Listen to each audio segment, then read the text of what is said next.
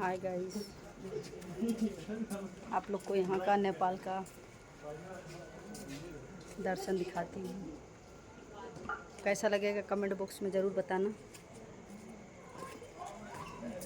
बहुत सारे मंदिर हैं। मैं तो अभी सीढ़ी से नीचे उतर रही हूँ और आप लोग को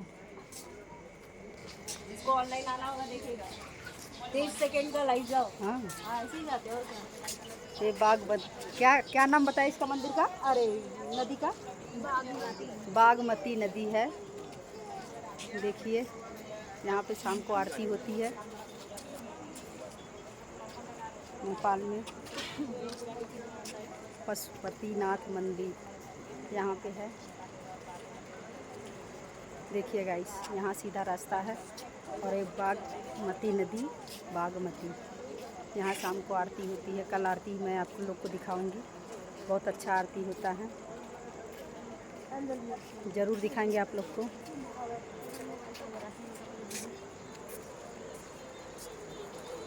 ये देखो मंदिर, छोटे छोटे मंदिर हैं, बहुत सारे मंदिर हैं। यहाँ देखो आरती का, वहाँ आरती कैसे दिखाऊं। देखो उधर जल रही है आग, आरती जब होता है। देखिए आप लोग को ज़रूर दिखाऊंगी कल आरती का।